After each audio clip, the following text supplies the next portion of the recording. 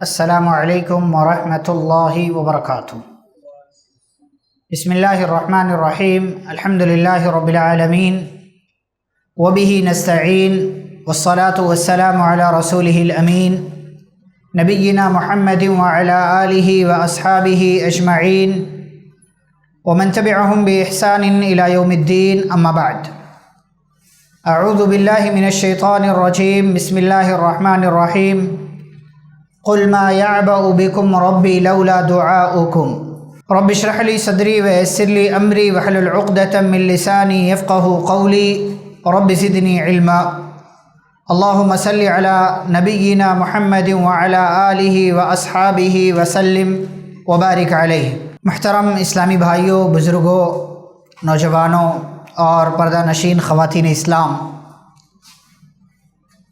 آج کے ہمارے اس درس کا موضوع ہے دعا کرنا اور دعا کروانا۔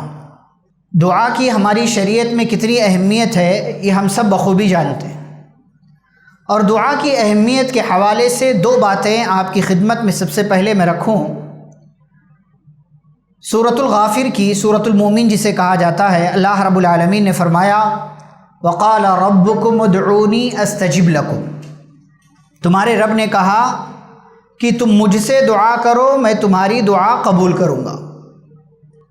گویا کہ اللہ نے دعا کرنے کا حکم دیا ہے، ساتھ ہی ساتھ اللہ نے وعدہ کیا ہے کہ دعا کرو گے تو تمہاری دعا قبول ہوگی۔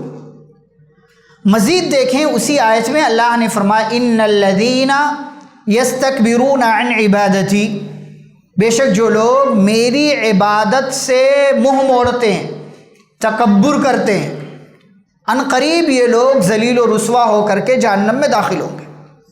اب یہاں عبادت سے اس آیت میں مراد کیا ہے؟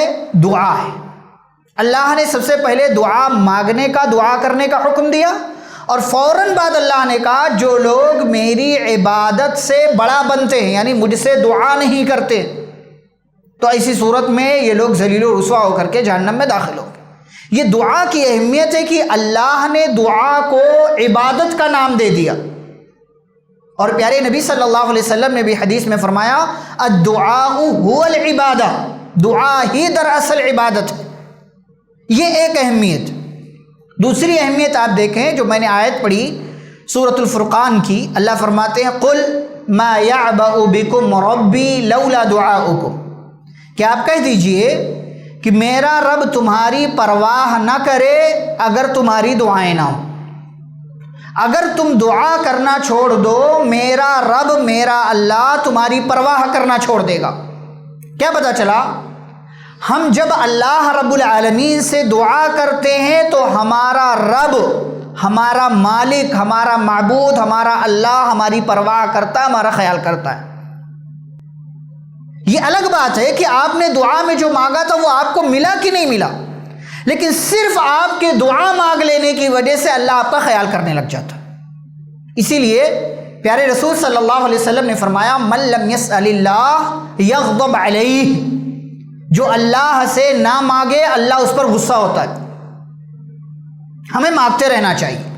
آج کے اس دور میں ہم جن اچھی چیزوں سے غافل ہیں ان میں ایک چیز کیا ہے؟ دعا کرنا ہے۔ دعا کرنا۔ آج ہم دعائیں نہیں کر رہے، کبھی مانگ لیا، کبھی ہاتھ اٹھا لیا، کبھی اللہ سے کسی چیز کا سوال کر لیا، ورنہ کام میں، تجارت میں، ادھر ادھر کی چیزوں میں اتنے مشغول ہیں کہ ہم نے دعا کرنا ترک کر دیا۔ اس کی اہمیت کو ہم نے بھلا دیا، اس کی اہمیت کا ہمیں پاس و لحاظ نہیں ہے۔ تو دعا کرنے کے حوالے سے چند باتیں سب سے پہلے میں آپ کی خدمت میں رکھوں گا، اور اس کے بعد دعا کروانے کے حوالے سے بھی کچھ باتیں ہوں۔ سب سے پہلی بات دعا کرنے کے حوالے سے کہ ہمیں دعا کرتے رہنا چاہیے، اور دعا ایسے کرنا چاہیے نا کہ اس کی قبولیت کا ہمیں یقین ہو۔ بعض دفعہ کیا ہوتا ہے، ہم دعا کرتے ہیں، دعا مانگتے ہیں، ہمارے من میں یہ خیال آتا پتہ نہیں ہماری دعا قبول ہوگی کہ نہیں ہوگی۔ مانگ تو لیا ہے لیکن دل میں اندیشہ ہے، دل میں ڈر ہے، دل میں اس طرح کی کوئی اور چیز ہے کہ پتہ نہیں میری دعا اللہ قبول کرے گا کہ نہیں کرے گا۔ پیارے نبی صلی اللہ علیہ وسلم فرماتے ہیں اگر یہ تصور کسی کے ذہن میں ہے تو گویا کہ اس کا گمان وہ اللہ کے ساتھ اچھا گمان نہیں رکھ رہا. کیوں؟ اس لیے کہ بھائی اگر آپ نے دعا مانگا ہے تو اللہ کو کون مجبور کرنے والا؟ کوئی مجبور نہیں کر سکتا. آپ اللہ سے مانگو گے، آپ کی دعا اللہ قبول کرے گا، اور ضرور کرے گا. کس صورت میں کرے گا، کس شکل میں کرے گا، کیسے آپ کی دعا کا بدلہ اللہ آپ کو دے گا، آپ کو اس کا احساس بھی نہیں ہوگا، اس کی خبر بھی نہیں ہوگی آپ کو. اسی لیے پیارے نبی صلی اللہ علیہ وسلم نے کیا فرمایا؟ ایک بندہ جب دعا کرتا ہے اس کی ہر دعا اللہ قبول کرتا ہے، اور قبول کرنے کی 3 شکلیں ہیں. نمبر 1، یا تو اس کی وہ دعا اللہ ویسے ہی قبول کر لیتا ہے جیسے اس نے مانگا ہے. آپ نے اللہ سے کچھ مانگا، اللہ آپ کو وہ دے دیتا ہے. سیم جو آپ نے مانگا وہ آپ کو مل گیا. دوسری شکل کیا ہے؟ آپ نے جو مانگا تھا وہ نہیں ملا، لیکن اس کے بدلے اللہ نے آپ کے اوپر آنے والی کسی مصیبت کو دور کر دیا. یہ کتنی اہم چیز ہے کہ آپ نے اللہ سے تجارت میں اور زیادہ منافع مانگا تھا، لیکن اللہ نے آپ کی یہ دعا قبول اس شکل میں کی کہ آپ کی تجارت میں منافع تو نہیں ہوا، لیکن اللہ نے آپ کو کسی حادثے سے بچا لیا جہاں آپ کا 10 20 50 لاکھ خرچہ ہو سکتا تھا. تو یہ دوسری شکل ہے دعا کے قبول ہونے کی. تیسری شکل کیا ہے؟ یا تو اللہ اسے اسٹور کر کے رکھ لیتا ہے، جمع کر لیتا ہے اپنے پاس. آپ سوچیں اگر آپ نے اللہ سے 100 دعا کیا، 100 ایک مہینے میں، ایک مثال مان لیجیے 100 مرتبہ اللہ سے آپ نے دعا کیا، آپ کو یہ لگتا ہے کہ صرف آپ کی 3 دعا قبول ہوئی ہے، باقی 97 دعائیں آپ کی قبول نہیں ہوئی ہیں، تو یہ اچھا ہے یا برا ہے؟ یہ اچھا ہے. 3 دعا آپ کو فوراً اس کا بدلہ مل گیا اسی دنیا میں، لیکن 97 اللہ نے اسٹور کر کے رکھا. قیامت کے دن جب آپ نیکی کے لیے پریشان ہوں گے، اللہ تعالیٰ آپ کی 97 دعاؤں کا بدلہ آپ کو آپ کے ہاتھ میں دے دے گا. مانگا کریں اللہ سے، دعائیں کرتے رہیں اللہ سے، بنا سودے بازی کے، بنا مطلب کے، بس اللہ سے مانگ لیں. چلتے پھرتے، اٹھتے بیٹھتے، سوتے جاگتے، جہاں کہیں بھی ہوں، آپ کسی کام میں مشغول نہیں ہیں، اللہ سے لو لگا لیجیے، مانگ لیجیے. یہ موقع ہے، زندہ ہیں ابھی، اللہ سے مانگیے، دعائیں مانگیے اللہ سے. اور اسی میں ایک بات کہ دعا جب مانگے نا تو ایسے مانگے کہ آپ کو اس دعا کی قبولیت کا یقین ہو کہ میری دعا ضرور قبول ہوگی. پیارے نبی صلی اللہ علیہ وسلم فرماتے ادعوا اللہ وانتم موقنون بالاجابہ، اللہ سے دعا کرو اور ایسے کرو کہ تمہیں اس دعا کی قبولیت کا یقین ہو. اگر یقین نہیں ہوگا نا تو پھر دعا آپ کی قبول نہیں ہوگی. کیوں؟ اس لیے کہ آپ اپنے رب کے بارے میں جیسا سوچیں گے آپ کا رب ویسے آپ کے ساتھ کرے گا. انا عند ظن عبدی بی، اللہ کہتے ہیں حدیث قدسی ہے، میں اپنے بندے کے گمان کے پاس ہوتا ہوں، میرا بندہ میرے بارے میں جیسا سوچتا ہے میں اس کے ساتھ ویسا کرتا ہوں. آپ اللہ کے بارے میں جیسا سوچیں گے آپ کے ساتھ ویسا ہوگا. آپ یہ سوچیں کہ آپ کی دعا قبول ہوگی تو ہوگی، آپ یہ سوچیں کہ آپ کی دعا قبول نہیں ہوگی تو نہیں ہوگی. یہ ایک چیز. اسی میں دوسری چیز کیا ہے؟ دعا مسلسل مانگے، مسلسل مانگتے رہے، اور دعا کنٹینیو تسلسل کے ساتھ مانگتے رہنے کے ساتھ ساتھ اس میں جلد بازی نہ کریں اور دعا چھوڑ دینے سے بچیں. ہمارے یہاں کیا لگتا ہے بعض دفعہ ہم نے مانگا نہیں ملا تو کیا فائدہ دعا مانگنے. ہم اللہ سے شرطیں لگاتے ہیں نا، اللہ میری یہ دعا قبول ہو گئی تو میں نمازی بن جاؤں گا، یہ بن جاؤں گا، وہ بن جاؤں گا، تیرا نیک بندہ بن جاؤں گا. نہیں، آپ کی دعا قبول ہو رہی ہے نہیں ہو رہی ہے، آپ کا جو کام ہے وہ آپ کیجیے. میرا کام، آپ کا کام مانگنا ہے. ہمیں مانگتے رہنا چاہیے، جب بھی جیسے بھی موقع ملے اللہ سے مانگ لیجیے، جلد بازی مت کیجیے. پیارے رسول صلی اللہ علیہ وسلم فرماتے ہیں ایک بندہ دعا کرتا ہے، اگر دعا کرتے ہوئے وہ جلد بازی نہیں کرتا ہے اس کی دعا ضرور قبول ہوتی ہے. صحابہ نے پوچھا اے اللہ کے رسول صلی اللہ علیہ وسلم دعا میں جلد بازی کا کیا مطلب ہے؟ آپ نے فرمایا ایک بندہ کہتا دعوت ثم دعوت فلم يستجب لی، کہ میں نے مانگا پھر مانگا پھر مانگا پھر مانگا لیکن مجھے ایسا لگتا ہے کہ میری دعا ہی قبول نہیں ہو رہی ہے، پھر وہ دعا کرنا چھوڑ دیتا.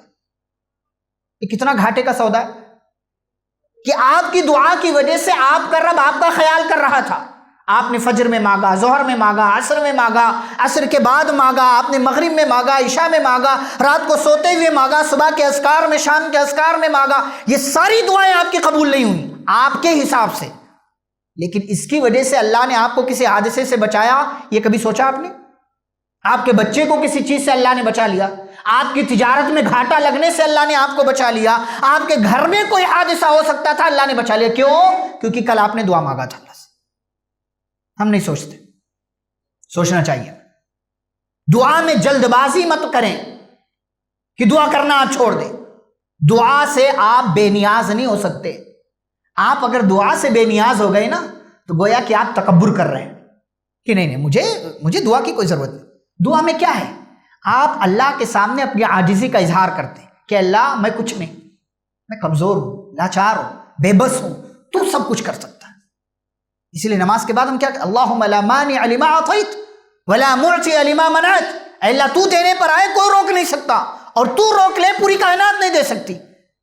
اسی لیے ہم اپنی عاجزی کا، بے بسی کا، کمزوری اور لاچاری کا اپنے رب کے سامنے اظہار کرتے ہیں دعا میں۔ اے اللہ میں گنہگار، میں خطا کار، میں سیاکار، میں کمزور، میں بے بس، اے اللہ ہر طرح کی طاقت تیرے ہاتھ۔ قل اللہم مالک الملک تؤتی الملک من تشاء، اے اللہ تو بادشاہوں کا بادشاہ ہے، تو جس کو چاہے دے دے، جس کو چاہے محروم کر دے، تو جس کو چاہے عزت دے، جس کو چاہے ذلیل، انک علی کل شیء قدیر، تو ہر چیز پر قادر۔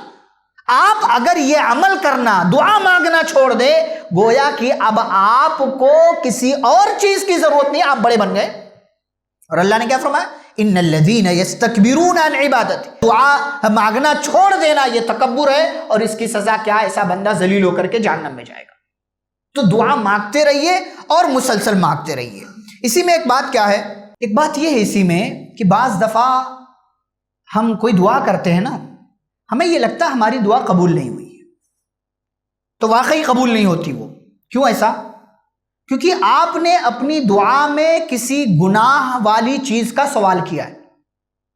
مثال کے طور پر آپ نے دعا میں اللہ سے پیسے مانگے کہ اللہ مجھے اتنے پیسے کی ضرورت ہے، لیکن اس پیسے کا کیا کریں گے آپ نے اللہ کو نہیں بتایا، لیکن اللہ تو جانتا ہے۔ انہ علیم بذات الصدور، وہ سینوں کے راز بھی جانتا ہے۔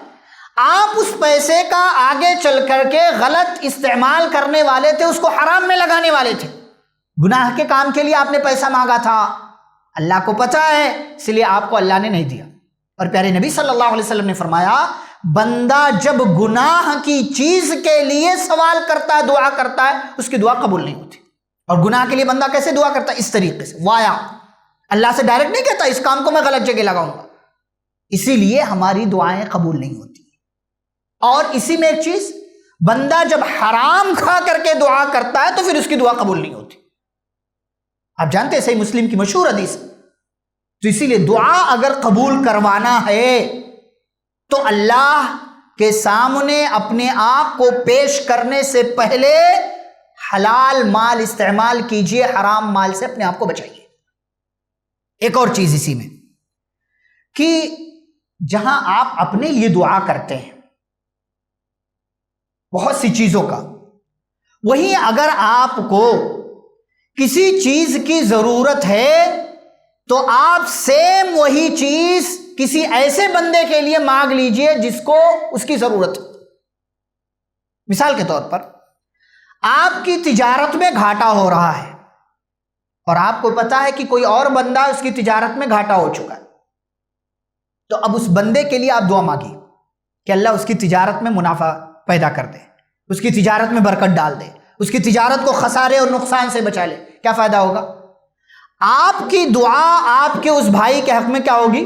قبول ہوگی، اور اس کے لیے دعا کرنے کی وجہ سے اللہ آپ کی تجارت کو بھی چمکا دے گا۔ صحیح مسلم کی حدیث ہے، پیارے رسول صلی اللہ علیہ وسلم فرماتے دعوت المرء لأخیہ بظہر الغیب مستجابہ، ایک بندہ جب اپنے کسی بھائی کے پیٹھ پیچھے اس کے لیے دعا کرتا ہے، اللہ اس کی اس دعا کو قبول کرتا ہے، ضرور قبول کرتا ہے۔ اور اس دعا مانگنے والے کے سر کے پاس ایک فرشتہ ہوتا ہے، کیا کہتا ہے؟ آپ نے اپنے بھائی کے لیے دعا مانگا، اے اللہ میرا فلاں بھائی تجارت کے حساب سے اس کی تجارت میں گھاٹا ہوا ہے، اللہ اس کو خسارے سے بچا لے، اس کو فائدہ دے، برکت دے۔ یہ فرشتہ اللہ کی طرف سے مقرر ہوتا، کہتا آمین، آپ کی دعا پر آمین کہتا ہے، اور آگے کیا کہتا، وَلَكَ بِمِثْلٍ، اے میرے بھائی جو تو نے اپنے فلاں بھائی کے لیے مانگا، اللہ تجھے بھی یہی چیز عطا کر دے۔ ایک دعا سے ڈبل فائدہ۔ آپ اپنے بھائی کے لیے مانگیے، اللہ کا فرشتہ اللہ سے آپ کے لیے مانگے گا۔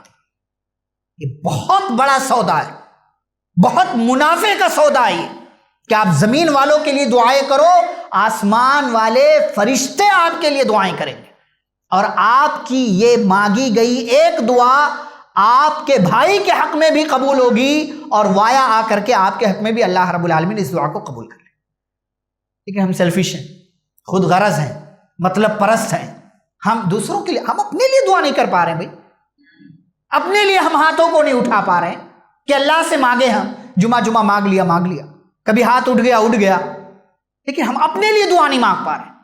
اپنے لیے مانگیے، بیوی بچوں کے لیے مانگیے، اور دوسروں کے لیے مانگیے، مومنوں کے لیے مانگیے، امت کے لیے۔ ہمارے پیارے نبی صلی اللہ علیہ وسلم نے اپنی امت کے لیے دعا کی، ابراہیم علیہ السلام نے دنیا کے تمام مومن مردوں اور عورتوں کے لیے دعا کی، ربنا اغفر لی ولوالدی وللمؤمنین یوم یقوم الحساب۔ یہ دعا کرنے میں ان ساری چیزوں کا ہمیں خیال رکھنا چاہیے۔ دعا مانگنے میں، دعا کرنے میں، دعا کے موضوع پر بہت سی باتیں ہو سکتی ہیں، لیکن وہ ساری باتیں میں آپ کے سامنے نہیں ذکر کر رہا ہوں۔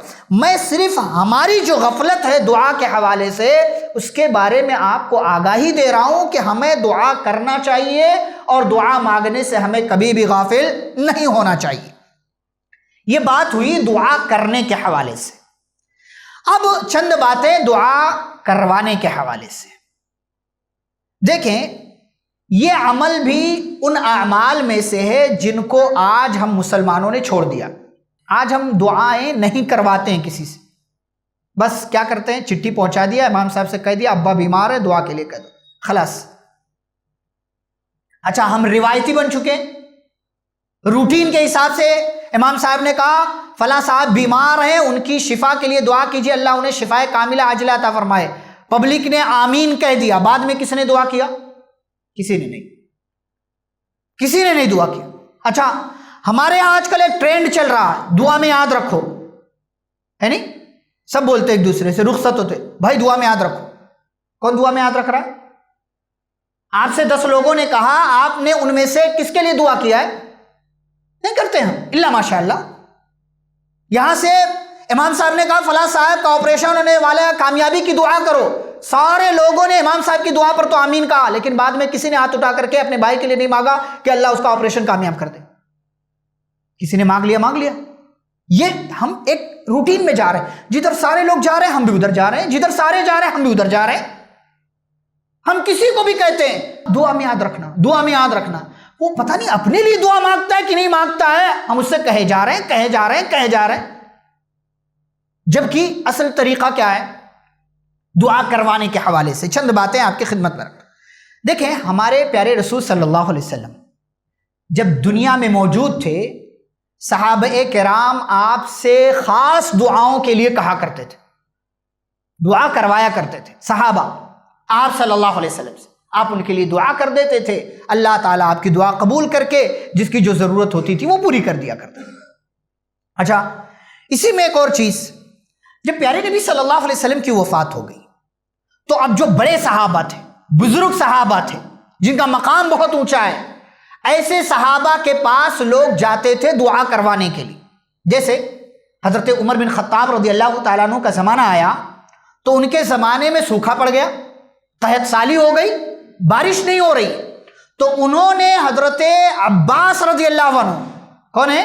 نبی صلی اللہ علیہ وسلم کے چچا، نیک ہیں، بزرگ ہیں، اور اہل بیت میں سے نبی کے چچا ہیں، نبی کے خاندان کے، ان سے دعا کروایا کہ جب تک نبی صلی اللہ علیہ وسلم زندہ تھے ہم ان سے کہا کرتے تھے اب آپ ہمارے لیے اللہ سے دعا کیجئے تاکہ اللہ ہمارے لیے بارش نازل کرے۔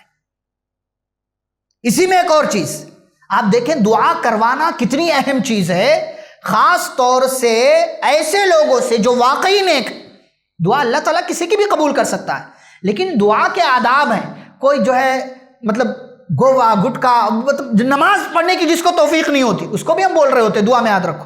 ٹھیک ہے، اللہ تعالیٰ کسی کی بھی دعا قبول کر سکتا ہے، گنہگار کی، نافرمان کی، کسی کی بھی کر سکتا ہے. لیکن جو بندہ اپنے لیے نہیں مانگ پا رہا ہے آپ اس سے دعا کے لیے کہہ رہے ہیں، یہ دعا کی گویا کی توہین کر رہے ہیں آپ. تو آپ دیکھیں دعا کروانے کی کتنی اہمیت ہے. حضرت عمر رضی اللہ تعالیٰ عنہ سے پیارے نبی صلی اللہ علیہ وسلم نے زندگی میں کہا تھا کہ عمر، فلاں علاقے کا ایک بندہ ہے، وہاں سے جب کبھی وہ ادھر آئے اور تمہاری ملاقات ہو تو تم اس سے دعا کروا لینا. کون ہے یہ؟ کون ہے یہ؟ صحابی نہیں ہے، اویس قرنی رحمہ اللہ. نبی کے زمانے میں تھے لیکن نبی صلی اللہ علیہ وسلم سے ملاقات نہیں ہوئی، اس لیے صحابی نہیں ہے. ماں کی خدمت میں مشغول رہے، اور ماں کی خدمت میں مشغول رہنے کی وجہ سے اللہ نے اتنا اونچا مقام دیا کہ اللہ ان کی مانگی گئی دعائیں قبول کر لیتا، مستجاب الدعوات تھے. اور سوچیں دعا کروانے کی کتنی اہمیت ہے کہ نبی صلی اللہ علیہ وسلم عمر رضی اللہ عنہ سے کہہ رہے ہیں کہ عمر، اس بندے سے اگر ملاقات ہو جائے تو اپنے لیے دعا کروا لینا.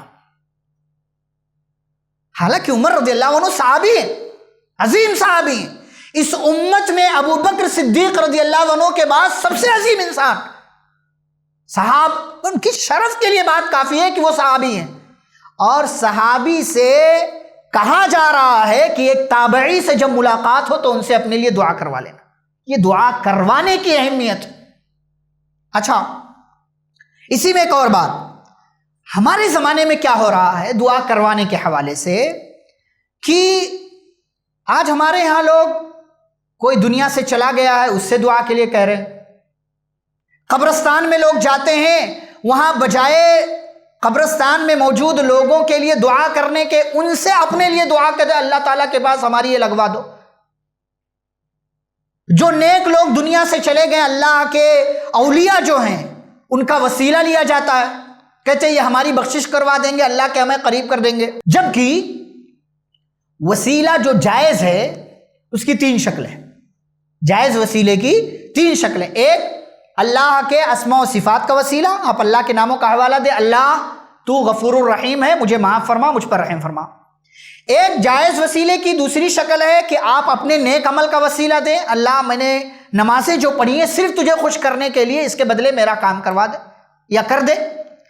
جائز وسیلے کی تیسری شکل ہے کہ آپ کسی زندہ نیک انسان سے دعا کے لیے کہیں. آپ کسی زندہ نیک انسان، یہ 2 شرطیں، زندہ بھی ہو اور نیک بھی ہو. ہمارے ہاں دونوں میں غفلت ہے. ایک طرف وہ لوگ ہیں جو نیک لوگوں سے تو دعا کے لیے کہہ رہے ہیں لیکن وہ نیک لوگ زندہ نہیں ہیں، اور ایک طرف کچھ ایسے لوگ ہیں جو دعا کرنے کے لیے زندہ لوگوں سے کہہ رہے ہیں لیکن وہ نیک نہیں. یہ دونوں طرف کیا ہے؟ افراط اور تفریط کے شکار ہیں. دونوں طرف کوتاہیاں ہیں، کمیاں ہیں، غلطیاں ہیں. کس سے دعا کروانا ہے؟ جو زندہ بھی ہو اور نیک بھی ہو. آپ سوچیں، اسلاف میں سے جو سلف صالحین گزرے ہیں، جو ائمہ گزرے ہیں، ان میں سے کوئی ایک مثال آپ بتائیے کہ کسی معاشرے کے برے انسان کے پاس جا کر کے انہوں نے کسی بدعتی سے کہا ہو، کسی جو ہے نشہ کرنے والے سے کہا ہو کہ بھائی ہمارے لیے دعا کر دو. نہیں کہا، یہ نہیں کہا. اور یہ طریقہ درست بھی نہیں ہے کہ آپ ہر غیرے سے جو ہے دعا کروانے کے لیے کہتے رہے. آپ تو دعا کروانا ہے کس سے؟ زندہ اور نیک انسان سے. آپ کو پتہ ہے اس ممبئی شہر میں کوئی عالم صاحب ہیں، کوئی اللہ کے بندے ہیں، بہت نیک ہیں، زندہ ہیں. آپ ان سے جائیے، ان کے پاس آپ کو کوئی مسئلہ ہے، کوئی پریشانی ہے، کوئی تکلیف ہے، کوئی دکھ ہے، کوئی بیماری ہے، ان کے پاس جائیے یا ان کو بلائیے اور ان سے آپ دعا کی گزارش کیجیے. وہ اللہ سے آپ کے لیے دعا کریں گے، اللہ ان کی دعا کو آپ کے حق میں قبول کر لے گا. اچھا، یہاں پر ایک اور غفلت جو ہمارے ہاں لوگوں سے ہوتی ہے وہ کیا؟ کہ ہمارے گھر میں ہمارے ماں باپ زندہ ہیں تو ہم ان سے دعا کروانے کے بجائے یہاں وہاں دعا کے لیے ہم کہہ رہے ہوتے. یہ کتنی عجیب و غریب شکل ہے. ماں باپ کی دعا اولاد کے حق میں قبول ہوتی ہے. اس لیے اگر مصیبت میں ہے نا اور ماں باپ زندہ ہیں یا دونوں میں سے کوئی ایک زندہ ہے، ان سے اپنے لیے دعا کروایا کریں، ان سے اپنے لیے دعا کروایا کریں۔ کبھی جا کر کے ان کے ساتھ کوئی مسئلہ ہو نا، ان کے سامنے کہہ دیں ابو جان یہ تکلیف ہے، آپ دعا کر دیجیے۔ واللہ ماں باپ کی دعائیں اولاد کے حق میں ضرور قبول ہوتی ہیں۔ نبی کریم صلی اللہ علیہ وسلم نے ذکر کی دعوت الوالد لولدہ، باپ کی دعا اولاد کے حق میں قبول ہوتی ہے، اور باپ سے 3 درجہ اونچا مقام ہے ماں کا۔ اب آپ سوچیں، اگر آپ اپنی امی سے، اپنے ابا سے دعا کے لیے کہتے ہیں کہ ابو جان دعا کر دیجئے، امی جان دعا کر دیجئے، واقعی آپ یہ بات یاد رکھیں، ہم سب جانتے ہیں کہ مسئلہ یہ ہے کہ ہم سے ہو نہیں پاتا یا توفیق نہیں ملتی ہمیں۔ آپ سے اس دنیا میں بے غرض محبت اگر سب سے زیادہ کوئی کرتا ہے وہ آپ کے ماں باپ، بدلے میں کچھ نہیں چاہتے آپ سے، اور آپ کے لیے جتنے خلوص کے ساتھ، محبت کے ساتھ وہ دعا کریں گے دنیا میں کوئی اور نہیں کر سکتا آپ کے۔ تو دعا کروانا ہی اگر ہے نا، تو بجائے اس کے کہ ان کو آپ کہیں، ہمارے ہاں کیا ہے، پہلی فرصت میں امام صاحب کے پاس پرچی پہنچ جاتی ہے، اعلان پہنچ جاتا ہے۔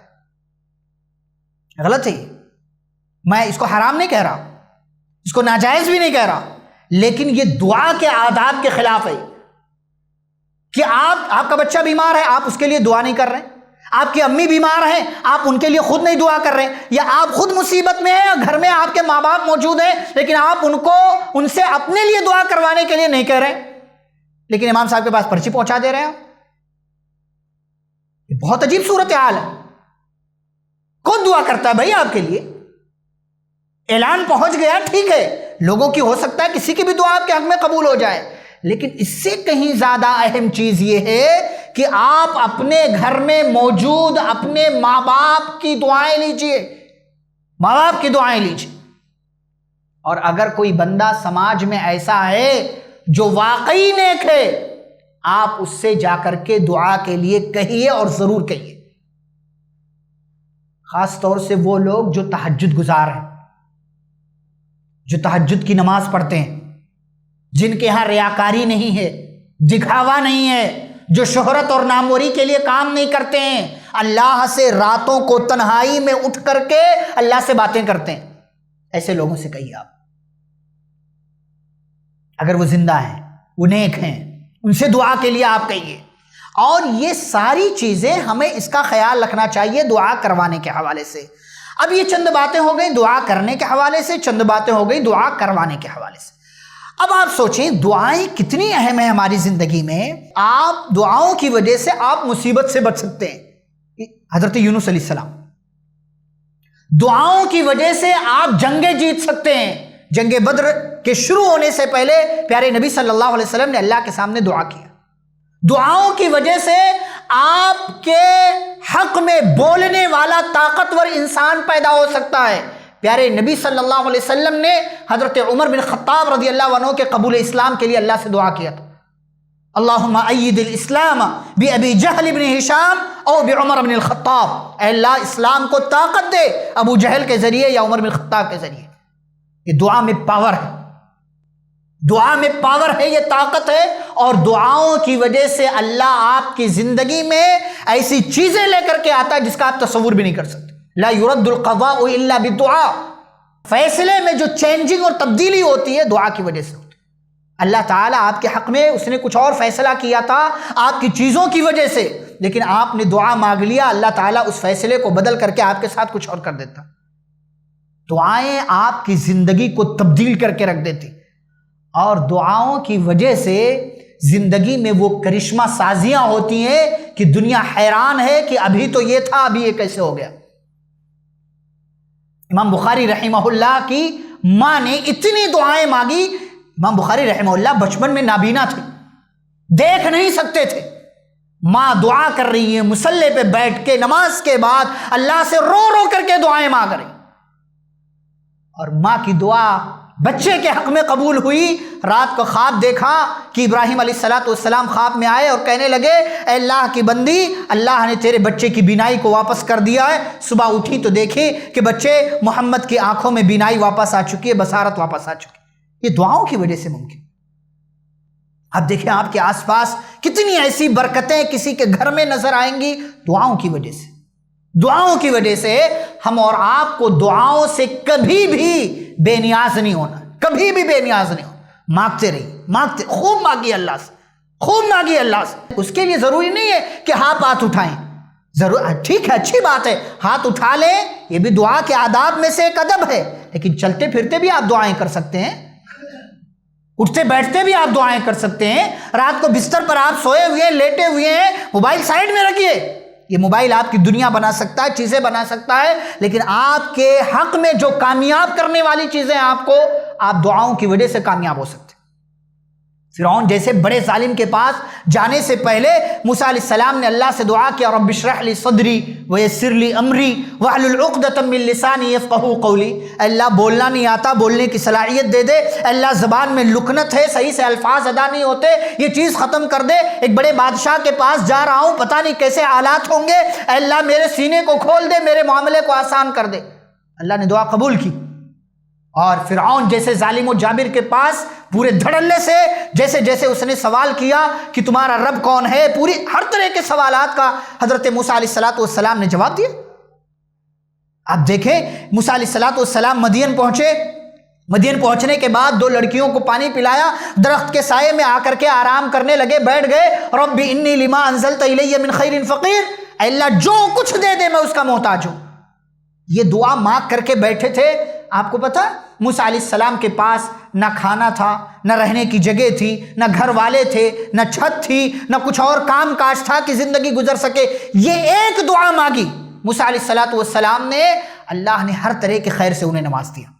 بیوی مل گئی, گھر مل گیا, کام مل گیا, رہنے کی جگہ مل گئی, ہر طرح کے خیر سے اللہ رب العالمین نے ان کو نواز دیا. کیوں؟ اسی دعا کی وجہ سے.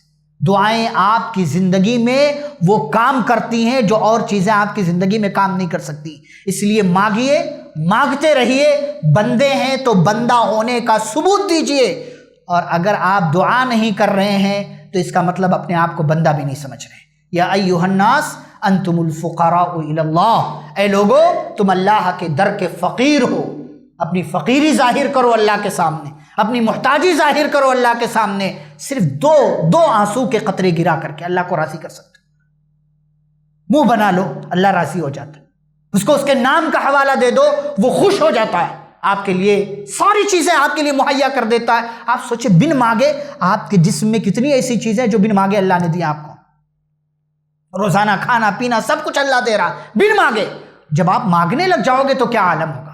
قل ما یعبأ بکم ربی لولا دعاؤکم, کہہ دیجئے اگر تمہاری دعائیں نہ ہو میرا رب تمہاری پرواہ نہ کرے. اگر یہ چاہتے ہیں کہ آپ کا رب آپ کی پرواہ کرے, آپ کا کیئر کرے, آپ کا خیال رکھے, مانگتے رہیے, دعا کیجئے, خوب دعا کیجئے, اور اسے منانے کی کوشش کیجئے. آپ کی زندگی میں برکتیں آئیں گی. یہ چند باتیں تھیں جو دعا کرنے اور کروانے کے حوالے سے میں نے آپ کے سامنے رکھی. اس کے بعد شیخ انشاءاللہ اپنے موضوع پر آپ کے سامنے خطاب فرمائیں گے. اللہ رب العزت سے دعا ہے اللہ ہم سبھی کو دعا کرنے اور دعا کروانے کی جو یہ عبادت ہے اس عبادت کو انجام دینے کی توفیق عطا فرمائے. جو کچھ بھی ہم دعائیں کرتے ہیں اللہ ہماری دعاؤں کو ہمارے حق میں قبول فرمائے. جب تک دنیا میں زندہ رکھے اسلام اور ایمان پر. خاتمہ تو خاتمہ بالخیر ہو. وصلی اللہ تعالی علی نبینا محمد وعلی آلہ واصحابہ اجمعین برحمتک یا ارحم الراحمین. ربنا تقبل منا انک انت السمیع العلیم. والسلام علیکم ورحمۃ اللہ وبرکاتہ.